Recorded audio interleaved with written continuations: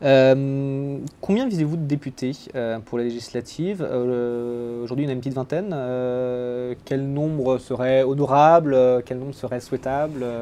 Je ne dis pas de nombre, c'est difficile à dire parce que ça dépend beaucoup de l'évolution des rapports de force. Mais ce qui est certain, c'est que si, sur la base des résultats de l'élection présidentielle et en visant une amplification de ces résultats, ça nous conduit à revoir à la hausse nos ambitions. Donc il y a des dizaines et des dizaines, je ne sais pas combien, de circonscriptions où on peut arriver en tête du premier tour. On a parlé De d'une la trentaine gauche. de députés communistes. Vous Bah, validez? C'est j'espère un objectif? j'espère qu'on pourra viser plus. Donc nous, on travaille à ça. Nous, on a beaucoup d'ambition. En plus, il y a un phénomène que peut-être trop peu d'observateurs ont noté, c'est que le résultat du Front de gauche, il est vraiment national.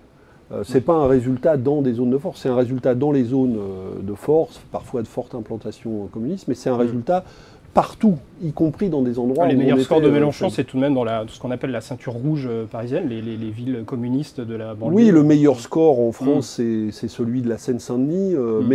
Mais justement, ce qui est intéressant, c'est qu'il y a du progrès fort dans ces zones-là et du progrès fort dans des zones où on était plus faible. Et donc, il y a des ambitions nouvelles qui peuvent être dans beaucoup plus d'endroits. Et par exemple, dans les grandes villes, c'est un phénomène nouveau. Dans les grandes villes, toutes les grandes villes, Paris, Marseille, Lille, Bordeaux, Toulouse, Lyon, eh bien, le score du Front de gauche est supérieur à sa moyenne nationale. Et c'est intéressant de voir que c'est vrai dans les grandes villes, et c'est vrai en même temps dans les quartiers populaires, où on nous disait, et dans les quartiers populaires, les plus populaires, le plus souvent nous sommes devant le Front National, qui lui fait des scores dans des zones périurbaines ou rurales. Donc il faut regarder tout ça, ça veut dire qu'il y a des ambitions de conquête pour le Front de gauche qui peuvent être beaucoup plus importants que ce qu'on imaginait. Et donc je ne donne pas de chiffres, mais on a beaucoup d'ambitions. Est-ce que vous serez candidat, Pierre Laurent, aux législatives? Non, je ne pense pas que je serai candidat. J'ai été candidat aux élections, je suis conseiller régional.